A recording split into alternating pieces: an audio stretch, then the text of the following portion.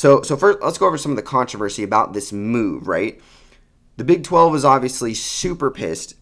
They're pissed at Texas and Oklahoma because without Texas and Oklahoma, the Big 12 has nothing, guys. I mean, they're not going to bring in the revenue.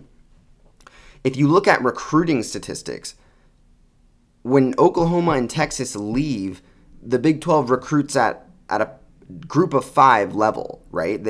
It's basically now they're on level with the American Conference, and basically that means they can't be a power conference.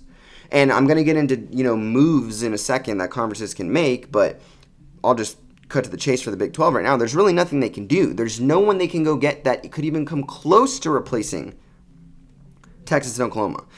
They could add every single team in the American Conference, and that's not going to help them in the big picture of remaining a Power 5 school or a power conference. It's not going to happen, right? So obviously the Big 12 is mad at Texas and Oklahoma. Let's zoom out now, look at the other conferences. So first of all, like I already said, the Big 12 is done. They're done. There's nothing they can do, right? And this is why I think the move is going to happen before 2025, because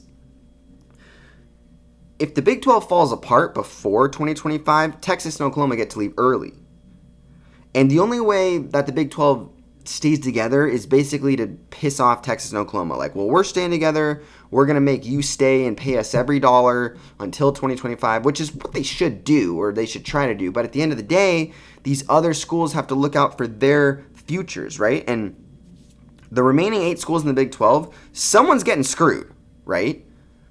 And some of them are going to get invited to other conferences, right? If I'm a Big 12 school, I want to end up in a power conference when this is over. If I'm Oklahoma State, I don't want to get, one, I don't want to fall apart and go into nothing, which could happen. But, I'd rather go to the ACC or the Big 10 or maybe the Pac-12 before the American probably, right? Because at least I'm adding to an already power conference, right? And as long as these schools all sit on their butts and try to, band together to be strong, to piss off Oklahoma and Texas and keep them in the conference as long as they can, they're running the risk that someone's going to jump ship, right? The ACC might come call for West Virginia or Oklahoma State. The Big 10 might take somebody. Pac-12 might take somebody.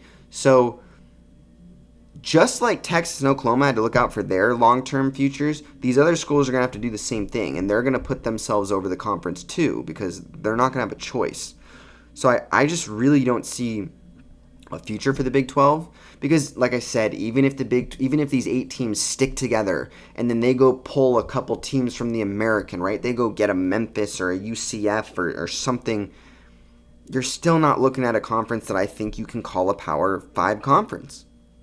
Right? It's just not there. You're going to have the Power 4 in a group of 6. That's where we're headed with this thing.